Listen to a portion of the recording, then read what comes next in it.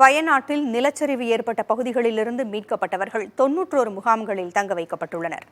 10,000த்திற்கும் அதிகமானோர் முகாம்களில் இருக்கும் நிலையில் அவர்களுக்கு தேவையான உதவிகள் செய்யப்பட்டு வருகின்றன.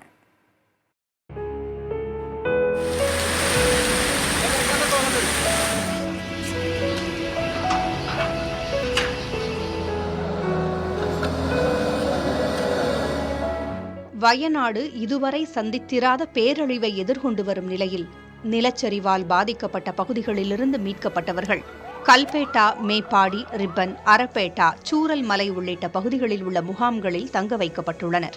மேப்பாடி சுற்றுவட்டத்தில் உள்ள 17 முகாம்கள் உட்பட 91 முகாம்கள் அமைக்கப்பட்டுள்ளன. இங்கு 2,991 குடும்பங்களைச் சேர்ந்த 10,014 பேர் தங்க வைக்கப்பட்டுள்ளனர். கருவுற்ற பெண்கள் 27 பேர், பெண்கள் 4,055 பேர், ஆண்கள் 3,685 பேர் இந்த முகாம்களில் உள்ளனர். இதில் நிலச்சரிவு தொடர்பான முகாம்கள் மட்டும் 17. இதில் 707 குடும்பங்களைச் சேர்ந்த 2,599 பேர் தங்கியுள்ளனர். பாதிக்கப்பட்டுள்ள மக்களுக்கு உதவ தமிழ்நாடு, கர்நாடகம் உட்பட நாட்டின் பல பகுதிகளிலிருந்தும் நிவாரணப் பொருட்கள் வந்த வண்ணம் உள்ளன. കേരളം മൊത്തം ഉണ്ട്. കൂടാതെ കേരളത്തിന് പുറത്ത് തമിഴ്നാട്, കർണാടക, ഡൽഹി, ബോംബെ എല്ലാ മൊത്തം ഇന്ത്യയിൽ നിന്ന് മൊത്തം നമുക്ക് നല്ല സപ്പോർട്ടുണ്ട്. എല്ലാ സ്റ്റേറ്റിനും, ഇന്ന സ്റ്റേറ്റിൽ നിന്നല്ല എല്ലാ ഭാഗത്തുനിന്നും നമുക്ക് സഹായം കിട്ടുന്നുണ്ട്. എന്തൊക്കെ സാധനങ്ങൾ അവർ കൊണ്ടുവരുന്നുണ്ട്? അവർ കൊണ്ടുവരുന്ന അരി കൊണ്ടുവരുന്നുണ്ട്, മറ്റ് കടല, പഴുപ്പ്, അങ്ങനെയൊക്കെ. തമിഴ്നാട് അധികം പച്ചക്കറി, ഇന്നലെ തമിഴ്നാട് പുതപ്പ്, പിന്നെ നമുക്ക് അത്യാവശ്യം വേണ്ട റിക്വയർമെന്റ് ഒക്കെ അവിടെ നിർത്തുന്നുണ്ട്. എല്ലാ നമ്മൾ പറയുന്ന റിക്വയർമെന്റ് ഒക്കെ പെട്ടെന്ന് പെട്ടെന്ന് നിർത്തുന്നുണ്ട്. ഇനി വേറൊക്കെ എന്തൊക്കെ സാധനങ്ങൾ നമുക്ക് ആവശ്യപ്പെടുന്നുണ്ട്?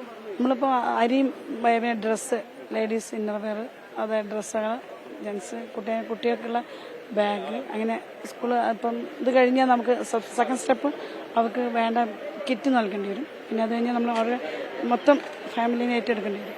അപ്പോൾ അത്തരം രീതിയിലുള്ള കാര്യങ്ങളാണ് കൂടുതൽ നമ്മളിപ്പോൾ ഇവിടെ നിന്ന് ചെയ്യുന്നത്.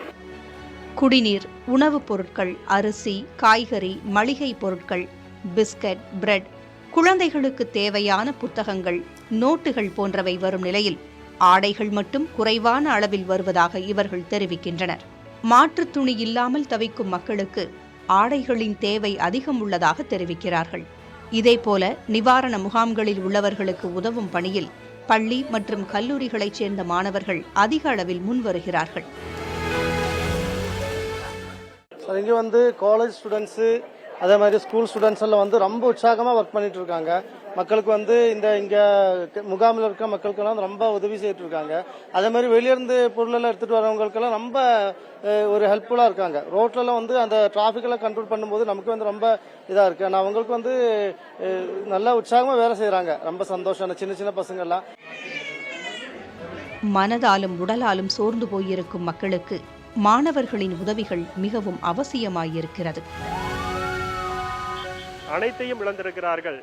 வீடு, உடைமை அனைத்தையும் இழந்து அவர்கள் அந்த பெரும் ஒரு கோர விபத்தை பார்த்து அச்சத்தில் இருக்கும் அந்த மக்களுக்கு தொடர்ந்து நிவாரணப் பொருட்கள் வழங்கப்பட்டு வருகிறது.